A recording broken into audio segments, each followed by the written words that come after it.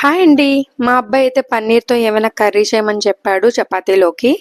అయితే నేనైతే పన్నీర్ బటర్ మసాలా చేస్తున్నాను వాడి కోసం. ఫస్ట్ అయితే కొంచెం జీడిపప్పు, కొబ్బరి అయితే ఒక బౌల్‌లో వేసి కొన్ని వాటర్ వేసి నానబెట్టుకున్నాను. తర్వాత 100 గ్రామ్స్ పన్నీర్‌ని చిన్న చిన్న స్లైసెస్‌గా ఈక్వల్‌గా కట్ చేసుకున్నాను. తర్వాత 3 ఆనియన్స్‌ని సన్నటి స్లైసెస్‌గా అయితే కట్ చేసుకున్నాను. అలాగే 3 టమోటాస్‌ని కూడా సన్నగా స్లైసెస్‌గా అయితే కట్ చేసుకున్నానండి. ఇవి కటింగ్ అయిపోయిన తర్వాత 4 మిర్చి తీసుకున్నాను. మిర్చి తీసుకొని ఘాటు పెట్టుకొని కట్ చేసుకున్నాను. తర్వాత స్టవ్ మీద బాండీ పెట్టుకొని ఆయిల్ అయితే వేసుకోవాలి. ఆయిల్ బాగా కాగిన తర్వాత మనం ఈ ఆనియన్స్, పచ్చిమిర్చి వేసుకొని కొంచెం పసుపు వేసుకొని బాగా వేగేంత వరకు మూత పెట్టుకున్నాను. అవి బాగా వేగిన తర్వాత టమోటా కూడా వేసుకొని మూత పెట్టుకున్నాను. ఈలోపు ఇవి వేగేలోగా నేను ఈ జీడిపప్పు, కొబ్బరి ఉంది కదండి, అది మెత్తగా అయితే మిక్సీ పట్టుకున్నాను. నానబెట్టిన జీడిపప్పు, కొబ్బరి అయితే ఇదైతే ఇంకొంచెం ఒక 5 మినిట్స్ అయితే టైం పడుతుంది మనకి వేగడానికి. అందుకని చెప్పేసి ఈ మూత పెట్టేసి ఒక 5 మినిట్స్ ఆగిన తర్వాత ఇది బాగా వేగిపోయిందండి. వేగిపోయిన తర్వాత స్టవ్ కట్టేసి మనమైతే ఒక 5 మినిట్స్ బాగా చల్లార్చుకొని తర్వాత మిక్సీ పట్టుకోవాలి. ఈలోపు ఒక బాండీలో ఆయిల్ వేసుకొని నేనైతే దాంట్లో ఈ పన్నీర్ స్లైసెస్ని వేసి కట్ చేసిన పన్నీర్ స్లైసెస్ని గోల్డెన్ బ్రౌన్ వచ్చేంత వరకు కొంచెం వేయించుకుని పక్కన పెట్టుకున్నాను. తర్వాత స్టవ్ ఆన్ చేసి ఇంకో కడాయి పెట్టి కొంచెం ఆయిల్, 2 స్పూన్స్ బటర్ చాలా ఇంపార్టెంట్ ఈ కర్రీకి, చాలా టేస్ట్ వస్తుంది. బటర్ వేసుకొని ఆయిల్ బటర్ కాగిన తర్వాత ఒక స్పూన్ అల్లం వెల్లుల్లి పేస్ట్ వేసుకున్నానండి. అది బాగా పచ్చివాసన పోయేంత వరకు వేయించుకోవాలి. వేయించిన తర్వాత ఈ టమోటో, ఆనియన్, పచ్చిమిర్చి పేస్ట్ చేసుకొని ఆ పేస్ట్ని మొత్తం మనమైతే వేసుకోవాలి. వేసుకొని బాగా కలుపుకోవాలి. కలిపి మీడియం ఫ్లేమ్లో ఒక 5 మినిట్స్ అయితే బాగా వేయించుకోవాలండి, పచ్చివాసన పోయేంత వరకు. ఆల్రెడీ మనం ముందు వేయించుకున్నాం కాబట్టి ఇది 2 మినిట్స్లో తొందరగానే అయిపోతుంది.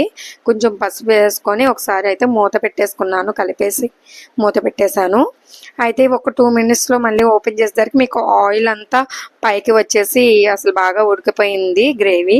దీంట్లో మనం పేస్ట్ చేసుకున్నాం కదా కొబ్బరి, జీడిపప్పు పేస్ట్, అది మొత్తం అంతా వేసుకోవాలి. ఆ మిక్సీ జార్లో కూడా కొన్ని వాటర్ వేసుకొని ఆ పేస్ట్ అంతా వేసుకోవాలి. వేసుకొని బాగా కలుపుకోవాలి. ఇది మాత్రం ఒక 5 మినిట్స్ టైం పడుతుంది. ఎందుకంటే కొబ్బరి, జీడిపప్పు కొంచెం పచ్చివాసన అంతా పోయేంత వరకు మనం వేయించుకోవాలి, అందుకనమాట. అయితే ఇది బాగా కలుపుకున్న తర్వాత మనం దీంట్లో కొద్దిగా సాల్ట్ వేసాము. ఈలోపు పక్కన స్టవ్ మీద నేను కొద్దిగా బటర్ పెట్టి కొంచెం జీడిపప్పు అయితే వేయించుకొని పక్కన పెట్టుకున్నానండి. ఇది చాలా టేస్ట్ వస్తుంది ఇలాగా. తర్వాత ఉప్పు వేసుకున్నా కదా, దీంట్లోనే కొద్దిగా కారం వేసుకొని బాగా కలుపుకోవాలి. బాగా కలుపుకొని బాగా మగ్గేంత వరకు మనము ఒక 5 మినిట్స్ అనమాట. 5 మినిట్స్ అయితే కొంచెం బాగా ఉడకనివ్వాలి కర్రీని. కొంచెం మూత అయితే పెట్టేశాను ఒక 5 మినిట్స్.